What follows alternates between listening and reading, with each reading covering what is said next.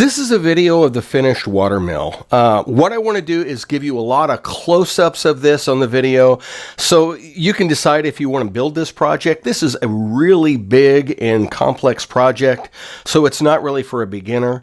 I do have a 28 millimeter figure here that I'm going to set down so you can kind of see in relation to the scale of what that looks like. So this is a pretty good size. It's a 2-story, I guess you could almost call it 3-story because I've got the dormers in there. What I want to do, very first thing, is mention that you don't have to put it on the base that you see here.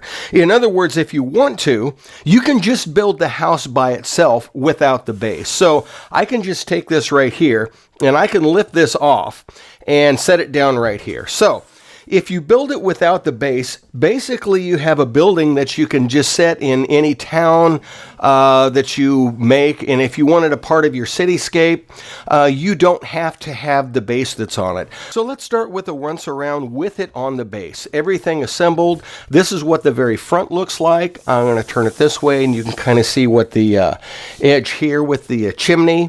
Kind of a 3-story chimney that's on here, and you can kind of see the watermill or the paddle wheel on the side. This would be considered, I guess, I'm not sure if you call it the back or what. I don't remember on the plans how I did it. But anyway, there's the paddle wheel. This right here is actually Envirotex light resin, and I have a different kind of a texture on top of it. So it is clear. You can kind of see through it to the bottom, and the remaining side you can see right here. Okay, now I got the camera pretty high up here.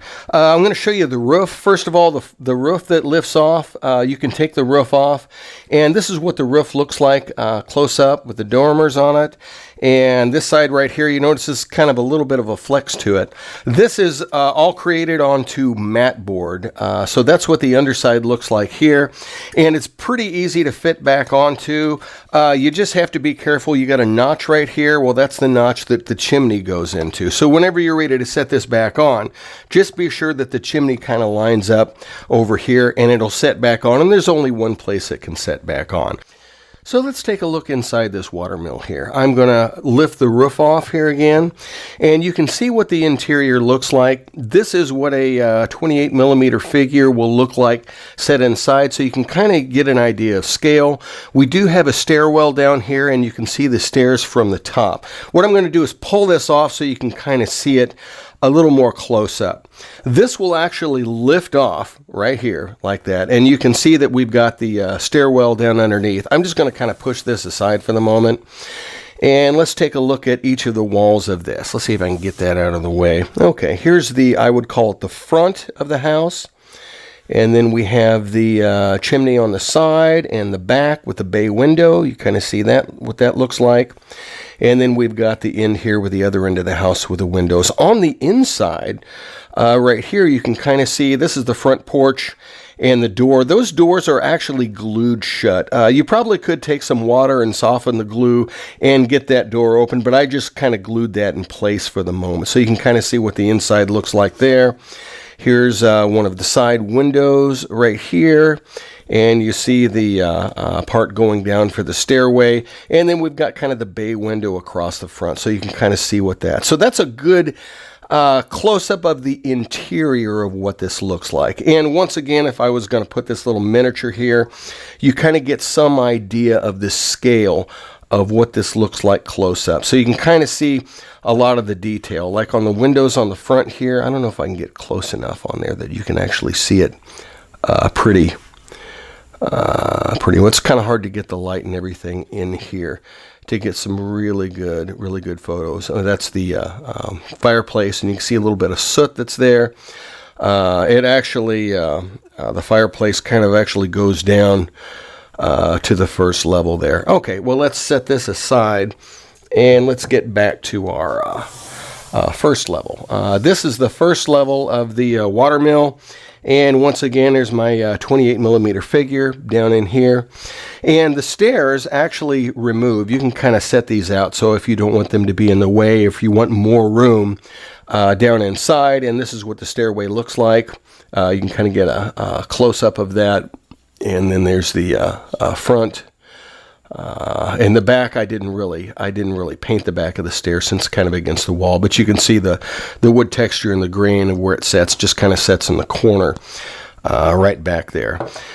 This, when you take it off, you have to be kind of careful. You see these got this little stone edge right here. It's best to lift this kind of straight off, because when you set this down on the base, you've got kind of a pillar here, you've got some pokey stones here, and you've got some pokey stones there. So when you put this down, you got to kind of center it where it goes and just gently set it down, and it sets into place. There's only one place it can go. Well, let's take a look at the first floor here. The outside front, that's kind of what the front porch looks like, with the decorations and all. And then we have the lower part of the chimney that's here. Then we've got this side of the wall right here, and you can see these little braces right here. That's what kind of holds or supports the bay window. Not really, but it's kind of visually kind of gives you an idea of what's in real life, what it would be if it supported it. So you can kind of see the final side right there. If we're going to the interior, you can kind of see what the interior looks like here. And there's this wall right over here, and let's just say this door is glued into place as well. Like I said, you could probably brush water onto it, let it soak, and you might be able to remove the door. In the same way with the front door here. It's glued into place, but I think you probably could remove it as well if you want to. Now, as far as the base that this on, this is kind of a close-up of it. This is actually foam right here. This whole base is pink foam.